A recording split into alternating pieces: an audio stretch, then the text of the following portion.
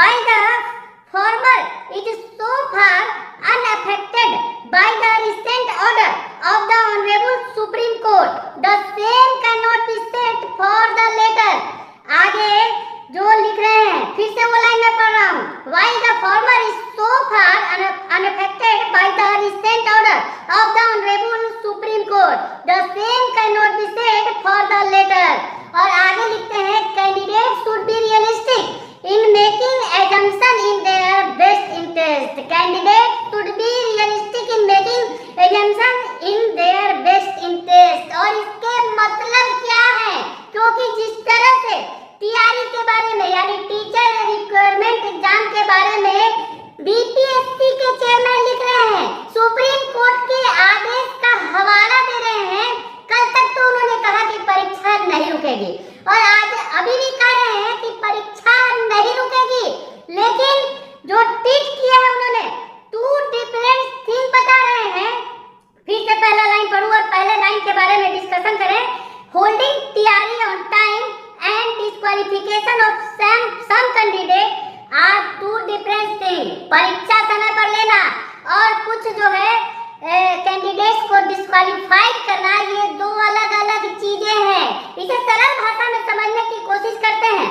अमित विक्रम जो शिक्षक संघ के नेता हैं, टीईटी शिक्षक संघ के नेता हैं, अध्यक्ष हैं बिहार प्रदेश के, वो लगातार अपनी राय देते हैं इस मसले पर.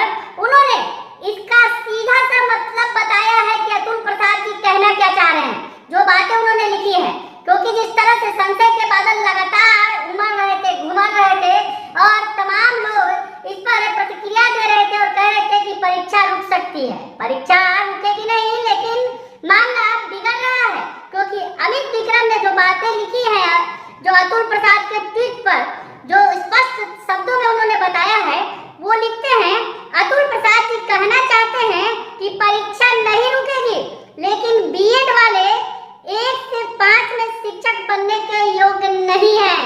ये बातें उनकी बातों में जो लिखा गया है, भले ही घुमा फिरा कर लिखा गया है, सीधे सीधे नहीं लिखा गया है, लेकिन जिस तरह की जो बात बता रहे हैं अतुल प्रसाद, जो ट्वीट उन्होंने किया है, उससे फिर संशय के बादल उमड़ रहे हैं, घुमड़ रहे हैं कि क्या बीएड वालों को परीक्षा में मौका मिलेगा.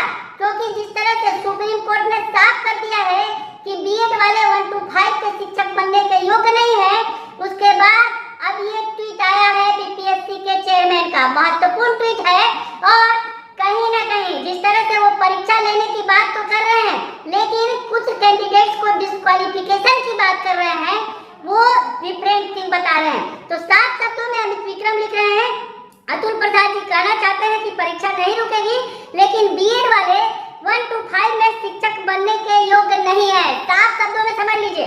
सर जी, जब शिक्षक बनने के योग्य बीएड वाले नहीं हैं, तो फिर उनकी परीक्षा क्यों ले रहे हैं आप? सवाल भी खड़ा कर रहे हैं अमित विक्रम और कह रहे हैं कि सर जी, जब शिक्षक बनने के योग्य बीएड वाले नहीं है 1 to 5 के, तो उनकी परीक्षा आप क्यों ले रहे हैं? बड़ा सवाल खड़ा कर रहे हैं. यानी आप परीक्षा लेंगे, लेकिन जिस तरह से डिस्क्वालिफिकेशन की बात कर रहे हैं कोर्ट के आदेश के आलोक में, तो वैसे में सवाल अमित विक्रम खड़ा कर रहे हैं कि आखिर सर जी आप परीक्षा क्यों ले रहे हैं. तो बीएड वाले के लिए जिस तरह से संशय के बादल छाए हुए थे कि क्या जो बीएड लगभग 5 लाख बीएड के अभ्यर्थियों ने परीक्षा का फॉर्म भरा है 1 to 5 का, जो शिक्षक बहाली की परीक्षा है, तो ऐसे में लगभग 5 लाख अभ्यर्थियों का क्या होगा, संशय के बादल मंडरा रहे थे. और इस ट्वीट से ये समझा जा सकता है कि परीक्षा तो नहीं रुकेगी, लेकिन बीएड वाले को परेशानी होगी. डिस्क्वालीफाइड किए जा सकते हैं बीएड वाले जिन्होंने 1 to 5 में शिक्षक बनने के लिए फॉर्म भरा है. ये